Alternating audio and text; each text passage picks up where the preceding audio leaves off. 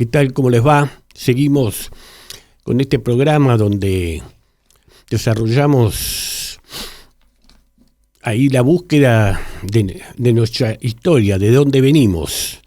Cuando digo nuestra historia no estoy hablando en este momento de nuestro país ni del continente, estoy hablando de la humanidad. En algún momento, si esto sigue, si las autoridades de este medio están de acuerdo, podemos llegar a alcanzar etapas más cercanas, y hay cuestiones que a lo mejor nos llegan más de cerca, como la historia más cercana de nuestro país. Hay una creencia siempre en las historias de que lo que importaba eran los hechos que tuvieron algún protagonismo determinados personajes. Hay dos versiones así claves, hay distintas, pero hay dos definiciones de historia. Una, la de Carlyle, que dice que en definitiva la historia es lo que han hecho los grandes hombres. Y hay otra, que podemos llamar la escuela francesa de los anales, como Baudelaire, por ejemplo, o Marc-Bloch, que sostienen que que son procesos y que la historia lo que interesa no es solamente lo que puedan haber hecho hombres que tuvieron un papel protagónico en los acontecimientos de la humanidad, sino lo que llaman la historia de los procesos, y entonces enterarse y estudiar, por ejemplo, las composiciones de los pueblos, la vida de los hombres comunes, el clima, la demografía, la geografía, distintos acontecimientos que pudieron haber producido por ejemplo, sequías, hambrunas, terremotos, las guerras, por supuesto, es decir, todo lo que puede haber influido en el desarrollo de determinados acontecimientos que a veces han parecido como propios de la otra historia, es decir, el hombre que en esa historia fue protagonista, desencadenando o aprovechando ese acontecimiento. Pero efectivamente, hay muchos elementos en que no tienen nada que ver los hombres, porque así en singular, porque depende de otros hechos de los cuales ni tenemos registro, pero sabemos de que sí, que las investigaciones que se han hecho por distintas disciplinas, tenemos una idea de qué sucedió hasta que lleguemos a lo que somos nosotros ahora, ¿no es cierto? Pensemos, por ejemplo, en el hecho del momento en que nos separamos de los monos. Hubo una familia, un momento en que a raíz de se presume una catástrofe climática que en África, en vastas extensiones, suprimió la selva y apareció una selva que permitía conseguir alimentos, en que nuestros antecesores veían como los monos, saltando de rama en rama, usando las cuatro extremidades para apoyarse, para desenvolverse, para comer, para pelear. De repente, para observar, tiene una vasta planicie. Y esa vasta planicie lo obliga a caminar. Es cuando el hombre se hace bípedo. Y la única manera de poder desenvolverse en la búsqueda del alimento, el agua y demás es caminar. Ese es un acontecimiento extraordinario que se supone que pasó hace algunos millones de años, de cuando el hombre el Homo erectus, pudo pararse, y es la separación ya de entonces de la raza de gorila, chimpancé, del mono. Después viene otro acontecimiento que es clave, que es esos antecesores nuestros que lograron hacer fuego. Tal vez el tema del fuego tiene características hasta mitológicas. La mitología griega nos enseña que había un señor Prometeo, uno de esos héroes de la antigüedad, que no era una mezcla de hombres, de dioses, que estaba dolido por la situación de los hombres que tenían frío, que no podían cocinar sus alimentos, que eran víctimas de fieras, y les da el fuego. Prometeo es castigado por los dioses por haberle dado el fuego. Es decir, no es que come la manzana de Adán, la manzana que ofrece Eva, que le daría el conocimiento, sino la idea del fuego como la clave para el desenvolvimiento humano, y que hace que Prometeo sea castigado por los dioses del Olimpo, atado a una roca donde un águila le comerá las entrañas durante toda la eternidad, que serán recompuestas a la noche para volver a ser devoradas al día siguiente. El castigo eterno de los dioses es ese. Claro, el fuego por lo pronto, al permitir cocinar los alimentos, hace que el intestino de esos antiguos antecesores nuestros se achicara, y eso permite crecer el cerebro. A partir del crecimiento del cerebro, eso es clave para que empecemos a tener abstracciones, para razonar, para pensar. Claro, en un proceso que se va dando a lo largo de decenas de miles de años, por supuesto. El fuego que permite no solo cocinar, sino calentarse, es decir, combatir los rigores de los climas. El fuego que permite defenderse de las fieras. Una de las defensas que siempre se sigue haciendo, los que hacen safaris, y demás, es prender hogueras alrededor de los campamentos, porque como una manera de impedir que las fieras se acerquen a los humanos. Así que ese fue uno de los momentos claves hasta llegar a los primeros focos de civilización, que es cuando el hombre de recolector decide alimentarse de lo que encuentra, de cazador se convierte en agricultor. Ahora, claro, para ser cazador, con esos animales las manos no le bastaban. Al ponerse de pie ya puede manejar las manos, no las necesita para caminar. Las manos ya las puede utilizar para comer, para pelear, para muchas cosas. Y entonces está la etapa de los utensilios, que es lo que nosotros conocemos la edad de piedra, porque los primeros utensilios se envasen a la piedra, y con otras piedras, además de hacer fuego, logran construir las primeras herramientas. Las primeras herramientas y también las primeras armas. Sin duda que después viene la edad de las metalúrgicas. El hombre aprende la ventaja de determinados minerales. Es lo que llamamos la edad del bronce, y después usando el bronce con el cobre y el estaño permite hacer el bronce, y se conoce hacer el bronce, que ya le da, por ejemplo, instrumentos de labranza o espadas más duras, hasta que viene la edad de hierro, ya pensándose 6.000, 7.000 años. Ahí vendrán los arados, la invención de la rueda, que le da la movilidad, la rueda, la domesticación del caballo, la domesticación de los animales, que permiten criar animales en un corral, o en una extensión cercada o a cargo de un pastor. Y ahí será el inicio de lo que llamamos una vida de sociedad, los primeros jefes tribales, los primeros rudimentos de pueblo, y una organización política. Y esto se va repitiendo a lo largo de los años. Un día el hombre aprende ve que un tronco flota. Después ese tronco lo empieza a huecar gracias al fuego, gracias a los instrumentos que va creando, que va fabricando, y empieza a hacer lo que llamaríamos los primeros botes, canoas y demás. Inventará los remos. Todo eso es fuerza humana, los remos. Y alguien descubre de que hay la vela. Es algo extraordinario. Ya hay una energía que no es humana. Con la vela, una energía natural. El viento permite la navegación. Un hecho extraordinario. Pero veremos que hasta no hace tanto, 200 y pico de años, en definitiva, la fuerza era la naturaleza, el viento moderar molinos que le permitirán extraer agua, o además fabricar la harina a base del trigo, los molinos de viento, la energía del viento, o fuerza humana o animal. Para el transporte, la fuerza humana o animal. Hay carros que son conducidos por seres humanos. Todavía ahora se ve, y en el turismo y demás de Asia, de un señor que se gana la vida arrastrando un carrito a donde pasea o se transporta otra persona, ¿no? Humana.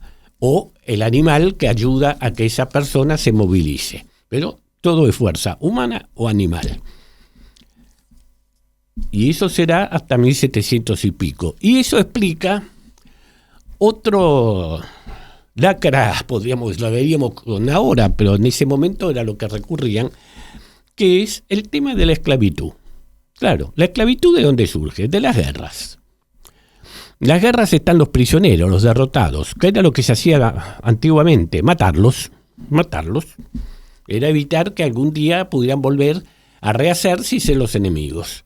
Hasta que a algunos se le ocurrió que lo mejor era esclavizarlos, que no convenía matarlos, que había que aprovecharlos. Y entonces vienen los ejércitos de esclavos que verán en las primeras construcciones, harán los palacios de los reyes, tal vez las pirámides de Egipto. Esos son los esclavos. O los llevan a los lugares de cultivo para hacer el trabajo. Los esclavos. La esclavitud, nosotros tenemos la imagen de una esclavitud más moderna, ¿no es cierto? Porque en definitiva hubo esclavos en el siglo XIX, en Brasil hasta 1888, 1889 exactamente, y en Estados Unidos hasta 1865, y en la Argentina hasta 1860. Recién en 1860 se logra la esclavitud, y había tráfico de esclavos y mercados de esclavos. Y nosotros tenemos una versión de una esclavitud africana. En realidad la esclavitud existió en todos lados y era básicamente prisionero, así que había esclavos de todas las razas, de todos los pueblos. Lo que pasa es que a medida que algunos pueblos van progresando, al último, digamos, reservorio de mano de obra esclava fue el África, pero desde el África había mercaderes del norte, de Argelia, de Túnez, de Marruecos, de origen berberisco, árabe, que por ejemplo hacían incursiones en Europa, en el sur de Italia, en el sur de España, en Andalucía. Algunos en el Atlántico llegaron hasta Escocia, algunos hasta Islandia, para secuestrar blancos. Se calcula que entre 1500 a 1800 hubo más de 1.200.000 europeos que fueron esclavizados, básicamente en el Mediterráneo y algunas incursiones, como les digo, en sur de Italia, sur de España y también internándose en el Atlántico.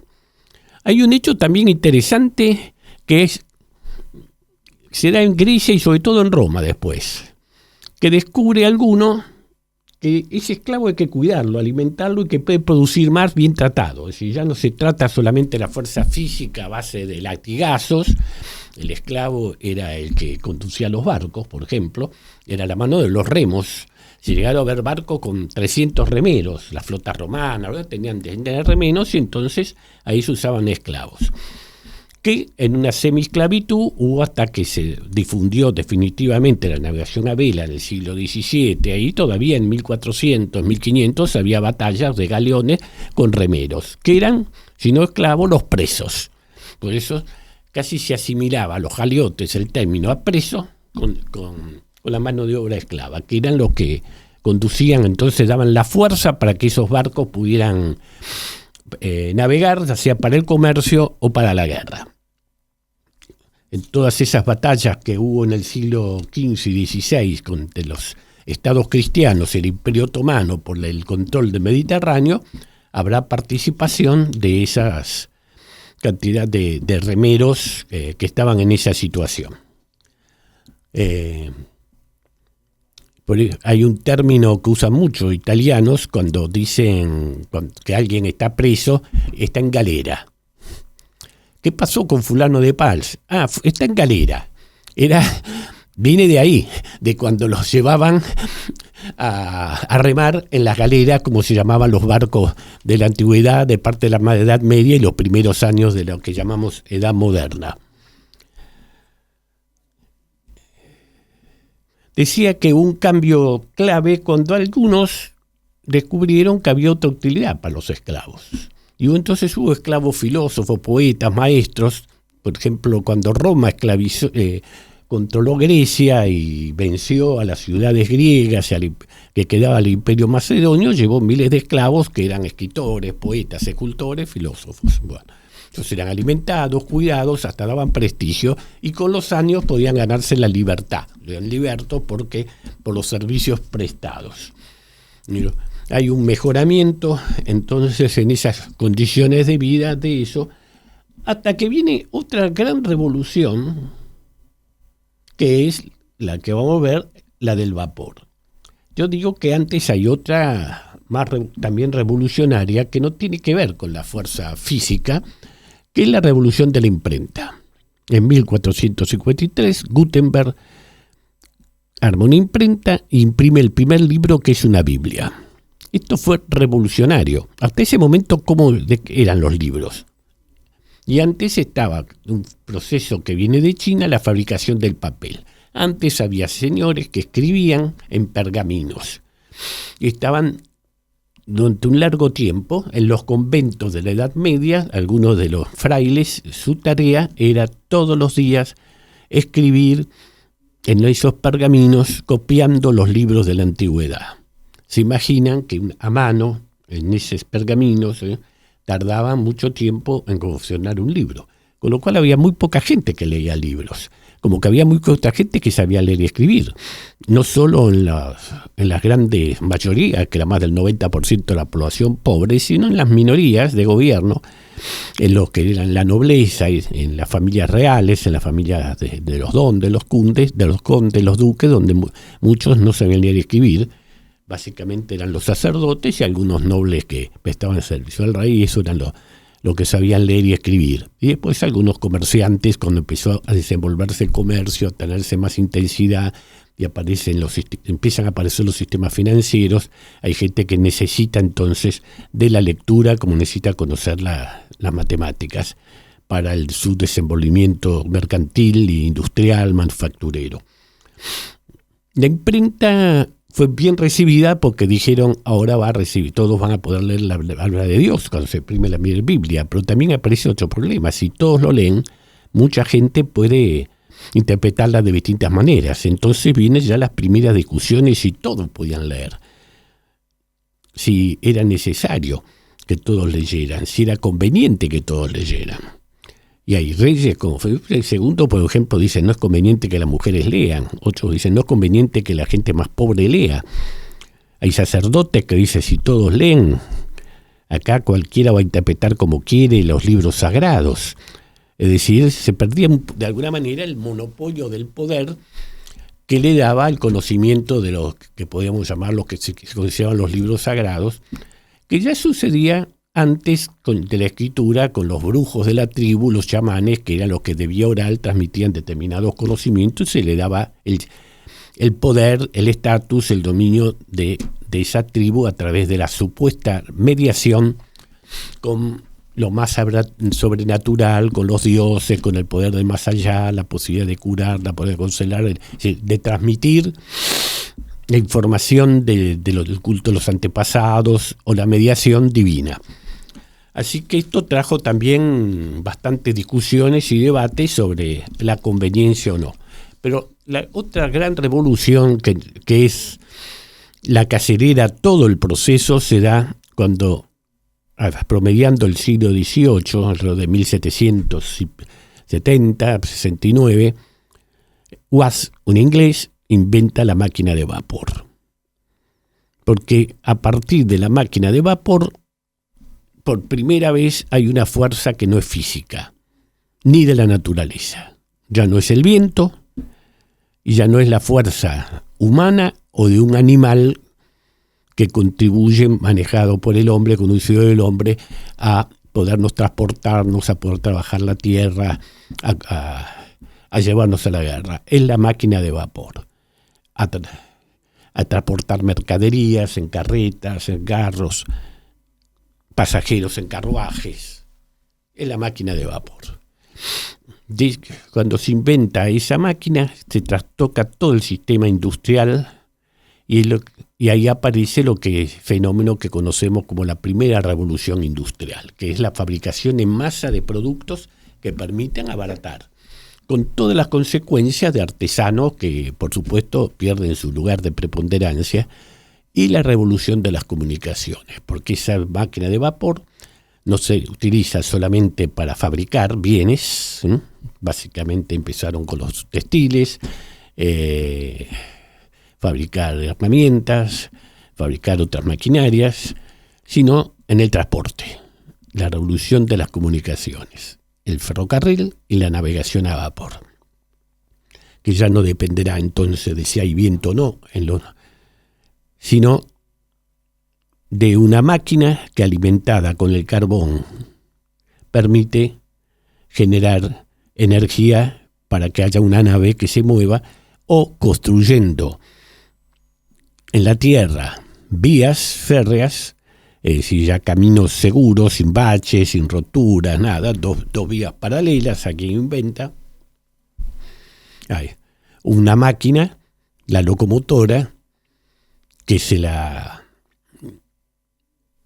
vincula con carros para llevar personas o para llevar mercaderías a una velocidad nunca soñada. Pasamos de los 10, 11, 12 kilómetros por hora, 13, 14, lo más de licencia, a velocidad de 30, 40, 50 kilómetros por hora. Viajes que llevaban días se convierten en viajes de horas. Viajes como desde Estados Unidos e Inglaterra, que demoraban cerca de 28, 27 días, se convierten en viajes de 10, 11 días hasta llegar después, a medida que las máquinas se van perfeccionando, a 5 días, con países como los nuestros en Sudamérica, con Argentina, viajes de 70, 80 días se convierten en viajes de 25, 26 días. Y lo mismo pasa en las comunicaciones terrestres, decía. Estaba hace poco para un trabajo, veía que, por ejemplo, transportar mercadería de Santiago del Estero o Tucumán a Buenos Aires en caravanas que no cargaban más de 2 toneladas, es decir, 2.000 kilos, era un viaje de unos 70, 80 días de ida y otro tanto de vuelta. Bueno, había que quedarse además un tiempo aquí para reponer fuerza, para vender, para adquirir lo que se llevaba para comerciar a su vez en el norte, y esto iba también para Cuyo. Y así que los troperos generalmente hacían a lo sumo 2 o un viaje al año. Tanto los que venían de Mendoza, San Juan, como los de Catamarca, Jujuy, Salta, Santiago del Estero. Los primeros vagones de carga de ferrocarriles llegaron a transportar primero 8 toneladas y hoy sabemos que hay vagones de 50, de 70 y de 100 toneladas. Así que un solo vagón equivalía de los primeros ferrocarriles a 4 o 5 carretas del transporte. Pero además esa máquina podía llevar 5, 7, 10 vagones, con lo cual, y en vez, para hacer el mismo recorrido que tardaba 2 meses y medio, se habían convertido en recorridos de unas 20 horas. Un cambio extraordinario.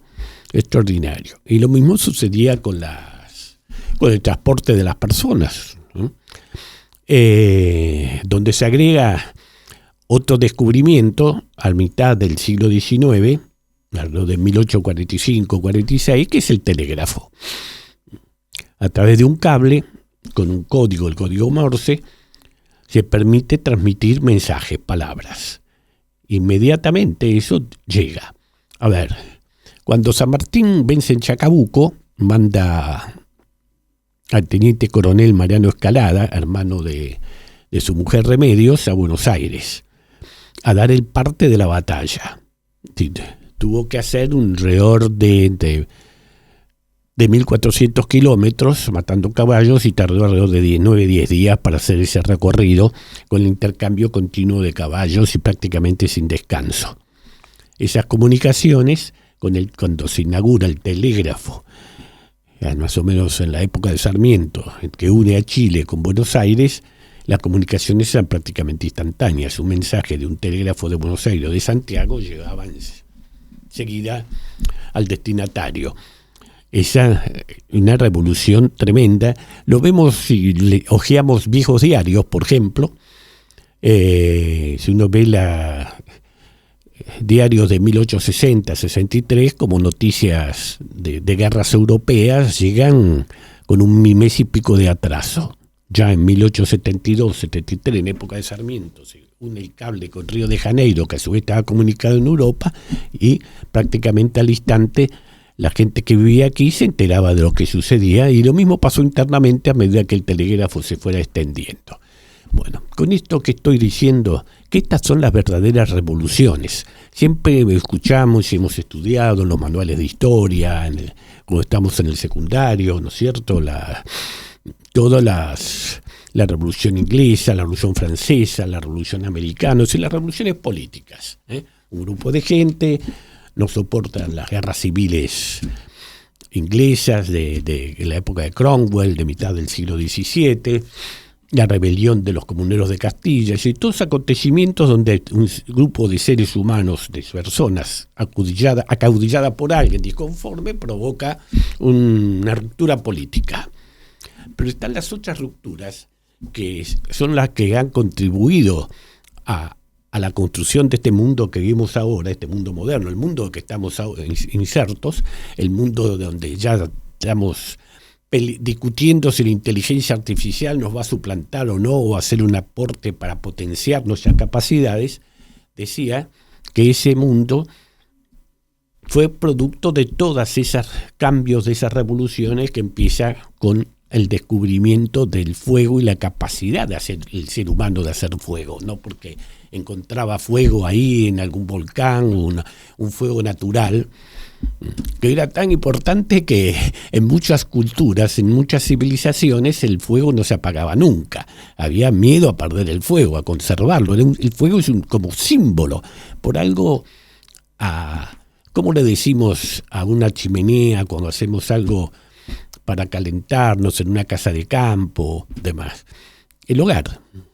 El hogar se ha hecho sinónimo de la casa, de la familia que vive en esa casa, pero también es el nombre que tiene para ese lugar, esa estufa leña que se suele construir, como generalmente en casas de campo, casas de fin de semana, o antes en las casas de las ciudades, cuando no existían otros sistemas modernos como la electricidad, el gas, el petróleo, la loza radiante, bueno, todos los sistemas de calefacción que conocemos, el hogar como sinónimo. Eso nos habla de la importancia que tenía, que tuvo, que tiene el fuego en el desarrollo de nuestra civilización, y que se fue agregando todo lo demás. Les decía, el arco y la flecha permitió el combate a más distancia. Las primeras peleas a mano, a piedras, eran de contacto personal. El arco y la flecha, la honda. David, que mata a Goliat con una honda. Tiene una piedra con una honda. Eso ya habla del combate a distancia. Puede uno herir, puede matar con menos riesgo. Lo que significó el domesticar el caballo para la velocidad, para el trabajo y para la guerra. El estribo, hay una guerra que tienen los romanos en el año 300, 400 después de Cristo, con los partos, unos pueblos que forman parte de la Persia. ¿Cuál fue el problema que tuvieron los romanos? Que sufrieron una derrota, que la caballería persa ya contaba con el estribo. El estribo permite que el jinete esté más seguro en el caballo, más firme, entonces tiene las manos más libres para, por un lado, empuñar las riendas y la otra empuñar una espada o una lanza para el combate. Eso le da una ventaja tecnológica tremenda. Nosotros a veces cuando hablamos de ventajas tecnológicas pensamos en las armas modernas, que por supuesto el primer arma de fuego, la artillería, el cañón, los tanques, los aviones, los submarinos, la energía nuclear. Bueno, fue muy importante poder contar con eso que nos parece tan obvio, que está ahí, como si hubiera estado siempre, el estribo, para que cuando uno se sube al caballo esté más seguro y ponga los dos pies ahí, que además pueda controlarlo mejor a ese animal, ya sea para el paseo, para el trabajo, lo que sea. Bueno, eso fue una verdadera revolución, es decir, los cambios, como lo fue sin duda las armas de fuego. No podemos entender el fin del poder feudal y la consolidación del proceso de consolidación de los estados nacionales a través de las monarquías y el absolutismo real sin el arma de fuego. Cuando aparece el cañón, las murallas que protegían a los señores feudales de los castillos y a muchas ciudades-estado pueden ser destruidas. A veces en esas guerras una ciudad o un castillo había que sitiarlo y se tardaba meses o años en poder tomarlo, pero en la medida en que tuvieran agua y acceso o reservas de alimentos. Y entonces la única manera de vencerlos era a través del hambre. Con el cañón fue posible en horas derrumbar, hacer un boquete y penetrar en las defensas, es decir, intentar el asalto de la posición que se quiere tomar. Ahí tenemos otro ejemplo de lo que significó un cambio tecnológico, como los que estamos sabiendo ahora, ¿no es cierto? Todos habrán leído este proceso de cómo con drones Ucrania acaba de destruir la tercera parte de los bombarderos pesados capaces de transportar armas nucleares de Rusia. Ese es el otro de los fenómenos, cómo elementos de bajo costo están apareciendo ahora que permiten enfrentar a armamentos muy sofisticados que parecían imbatibles, verdaderas máquinas de aniquilamiento. ¿Y esto qué nos indica? Que más allá de los avances tecnológicos, de las distintas técnicas que permiten a industrias más complejas, más sofisticadas, todavía la mente humana es lo más importante de todo, es lo que piensa, es lo que busca en su imaginación cómo afrontar nuevos desafíos. Por eso, cuando están apareciendo ahora la robótica, inteligencia artificial y demás, yo en lo personal tengo una idea positiva, que el hombre sabrá usar todos estos instrumentos para seguir dando un salto en la calidad de vida de todos los seres humanos. Quiero concluir con esto. Hasta no hace mucho, el hambre era un problema general. En Europa también había hambre. Hoy la humanidad produce alimentos para todos. Hay focos de hambre, pero no por escasez de alimentos. Hay un problema de incapacidad de distribución, falta de colaboración, de apoyo, pero no hay un problema de hambruna porque somos incapaces de producir los alimentos que necesitan todos los que habitan esta tierra, como es la historia hasta no hace mucho de la humanidad, diría hasta no hace pocas décadas. Y eso creo que es uno de los grandes avances y que nos permite ser optimistas con respecto al futuro, lo cual no quiere decir que no haya riesgos y desafíos para afrontar. Es la historia del ser humano cuando apareció y tuvo que aprender a caminar. Bueno, hasta la próxima.